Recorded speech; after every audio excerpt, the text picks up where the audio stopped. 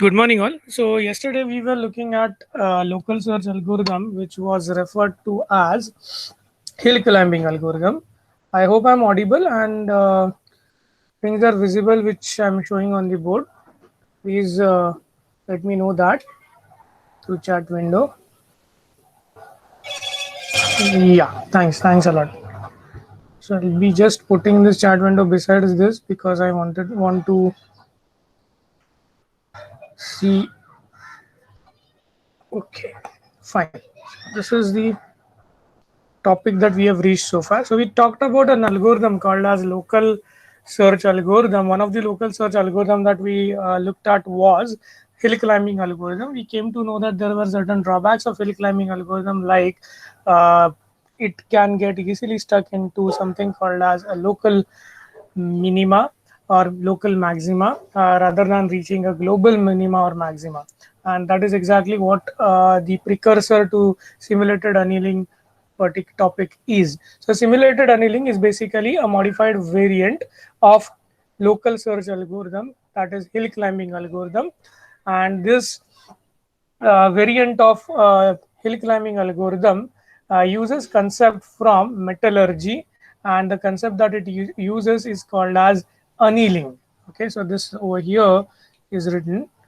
This is the concept called as annealing that this particular algorithm uses, and that's why the name annealing, simulated annealing, is the actual name. Why simulated and what exactly we are trying to do, we'll talk about it in a moment. Okay, am I audible clearly, right?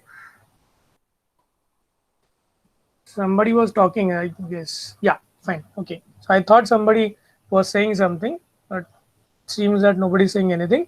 Fine. So hill climbing algorithm never makes downhill moves, and I'm climbing the hill and I am not allowed to do downhill moves. That is how the algorithm is organized. And if that is the case, then it is guaranteed that such an algorithm is incomplete. Just reflect on this. You will remember that we were going towards the hilltop, and as we see our neighborhood, if any neighboring node has higher value to the evaluation function, then we can consider that neighborhood node as the next new node or next current node, and this way the algorithm would proceed towards reaching a particular height. We were using steepest ascent method that tried to that actually took us to a local maxima, and this is how the algorithm was designed, and such that this algorithm was never releasing us or returning us the global maxima. It was obviously always telling us that you are going to get so if you see the algorithm once more, this particular algorithm, what I was returning was the local minima or maxima. So if it's a hill climbing problem, maxima, which is local maxima, will be returned, and if it is a hill downhill problem, it will return always a local minima. Only change would be the sign change over here while investigating current value with the neighborhood values, and if the neighborhood values is lesser than the given node, then we return current state. That's what we do. Okay, so this is the algorithm. Drawback is that it's not a complete algorithm. It's efficient, but it's not complete. Why efficient? Because it does not keep a lot of nodes in the memory. It just keeps one node at a time in the memory, and out of the from that one node it generates the successor nodes, evaluates all the successors evaluation function, and takes a decision to either update the current node or not to update the current node. So the algorithm is very simplistic in nature, very efficient in that sense. The problem in that sense that it does not give you a solution even if it exists. It just completes it. So efficient है, जल्दी खत्म होता है algorithm, but problem with this algorithm is that there is no guarantee to be complete. Now, if we do a random walk, so what is a random walk? So we did not talk about random walk so far. So I'll just give you a brief idea what does random walk means. Random walk means from the states in the state space, I'll just randomly choose a state, inspect it whether it is a goal node or not. If it's a goal node, I've got the goal node. If I have not got the goal node, I'll just discard that state, keep it in a visited state, and I'll just search for another state. please remember the problems that we are solving. These all problems are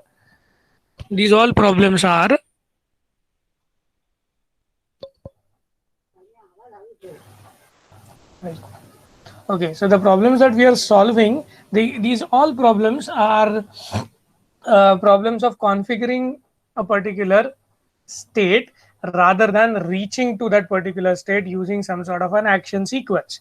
So we are not interested in action sequence, we are interested in getting to the goal configuration. So this is a good strategy that we'll just keep picking up randomly one node from the state space and just inspect it whether it is a goal node or not, and somehow this is going to give us solution that is the goal node in some number of steps. And what number of steps is not going to be known in the advance. So this algorithm, although it's a complete algorithm, because if the goal exists in the state space, it's randomly it will be get chosen in some or the other step, but we don't know how much steps or how many steps rather are going to be required in order to reach to the goal node, and that's why this algorithm is termed as extremely inefficient algorithm.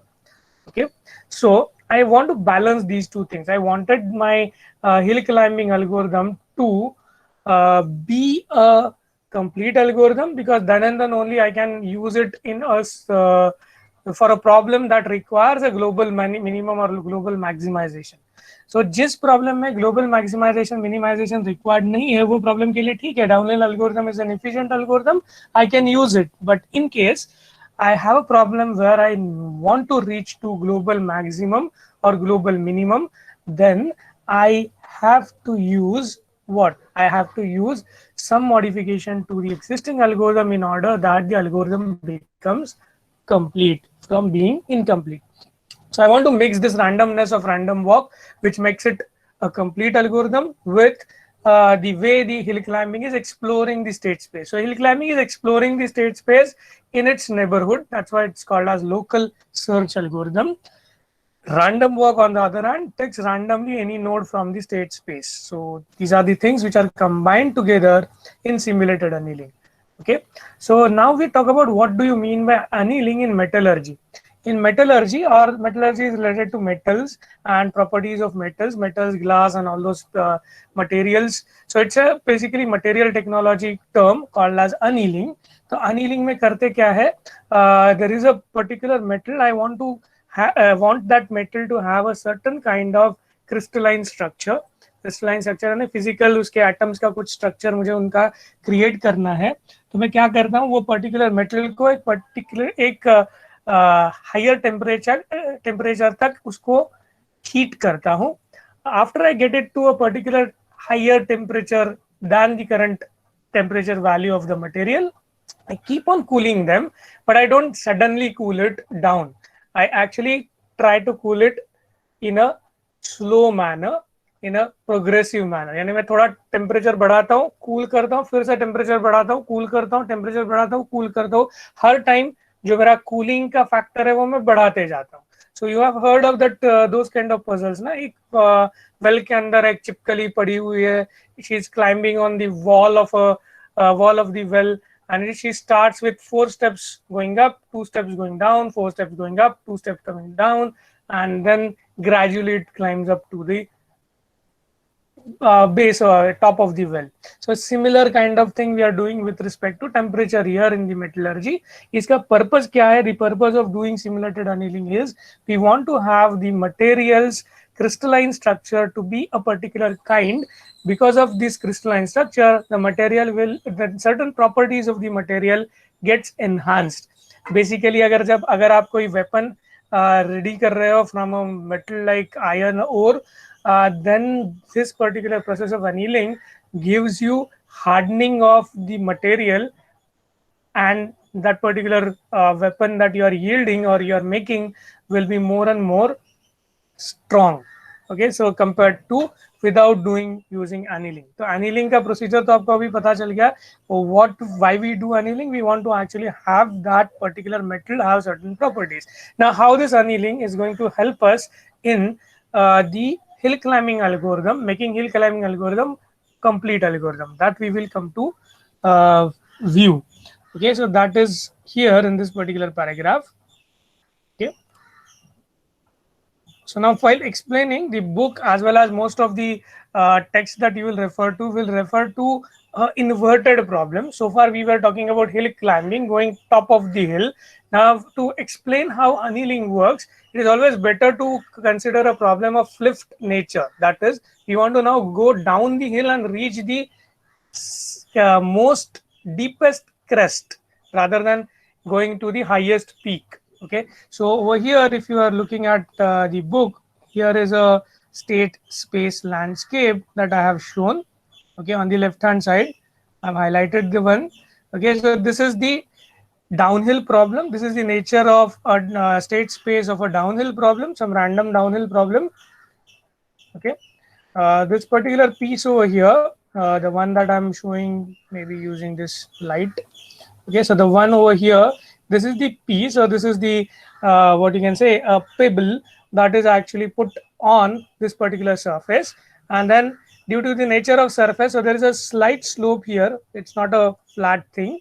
It is going to go slide away into this particular gap, and as this ball settles into this particular gap, now this being a local minima, I won't be able to navigate this if I'm doing hill down problem or downhill problem. Okay, that is, I'm using hill climbing algorithm in downhill fashion. Then I would get stuck into, or my ball would get stuck into, or my pebble would get stuck into this particular crevice. And from this crevice, if I want to actually allow my ball to go away from it towards the global minimum, you can look at that. This is the global minimum. I want this ball to reach this point if I want that algorithm to be complete.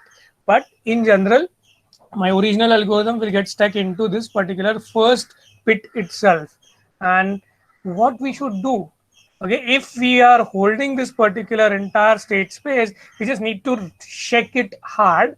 So what will happen, this pebble will just jump off this particular thing and maybe get settled onto this particular top, okay, which is a temporary high value compared to this local minima.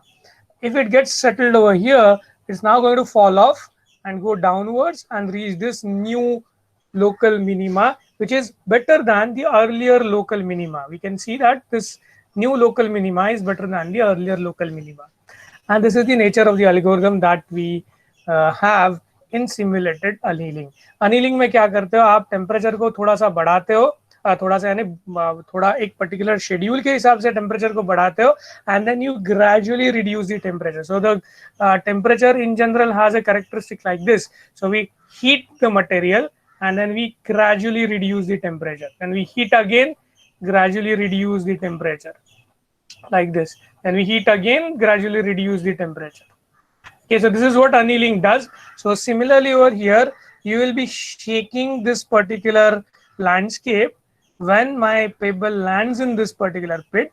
By shaking, what we will do is we will bounce off this pebble from this location to this next pit. It will be sliding down to that pit, and again maybe we'll be sliding it down over here. Then again maybe we'll be sliding it down over here, ultimately to reach the global minimum. So what exactly we are trying to do? We are trying to do the similar thing that the restart algorithm was trying to do, or the lateral walk algorithm was trying to do. Yesterday we talked about those two styles of correcting or navigating the plateau or navigating the shoulder. We are allowing sideways movement on the plateau in order that that plateau gets navigated, and if there is a shoulder on other side or neck on other side, we can get that neck in order to go up the hill. ये उल्टा हो रहा है, यहाँ भी ये neck ही है, so this is a plateau of sort, and this is a neck, so it's a shoulder. So we can circumvent this as well using sideways movement, if I allow a sideways movement. But in simulated annealing, on the other hand, what we do is we in general randomly choose a suboptimal goal. That is, we allow, when we want to go downhill, we allow temporarily for the algorithm to go uphill and then gradually turn towards downhill again. So this is what this algorithm allows you to do. initially